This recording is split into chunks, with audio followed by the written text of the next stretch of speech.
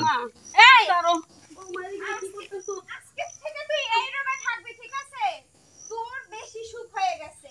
তোকে আমি ভালো জায়গায় রাখছিলাম, তাতে তোর কপালে সয় নাই। এই সংসারে কি কাজটা আছে বলতো আমার? থালা বাসন ধোয়া, রান্না করা, ঘর মোছা, এছাড়া আর কোনো কাজ আছে? তুই সেটাও পারিস না।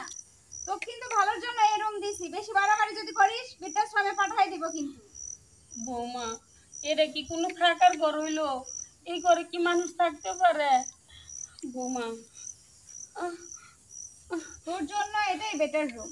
এর থেকে ভালো রুম আমি দিতে পারবো না।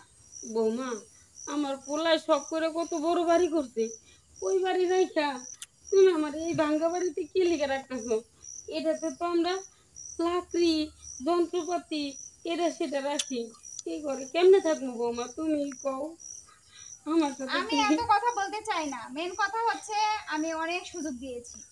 আমি অনেক সুযোগ দিছি যে সংসারে ও সব কাজ করুক। কাজের বুয়া রাখলে আমার অনেক টাকা চলে যেত। সে কাজগুলো তুই করবি, এটা সংসারের জন্য সেফ না? তো তোর দ্বারাই যদি ওই কাজগুলো না হয়, তাহলে আমি তো তোকে এমনি এমনি গিলাবো না। এত সহজ খাওয়া, এত সহজ। রুই বৌমা, মাছের বড় বড় পিস, গরুর গোশ খায়ে খায়ে গলা বড় হয়ে গেছে। আর বৌমা, আমি রাখতে চাচ্ছি না। বৌমা, আমার কথাটা তো শুনবা।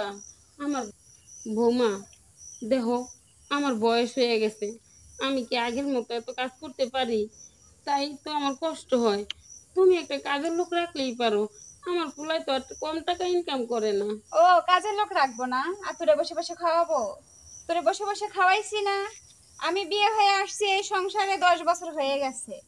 আসার পরের থেকে তোকে আমি বসে বসে খাওয়াচ্ছি। তোর পোলা বিদেশ যাওয়ার পরে একটু সুযোগ পাইছি যে না, চর্বি বেশি হয়ে গেছে, চর্বিটা একটু কমাইতে হবে। কাজের লোক রাখলে আমাকে মাসে 10,000 টাকা দিতে হবে। ওই 10,000 টাকা দে আমার গহনা হবে।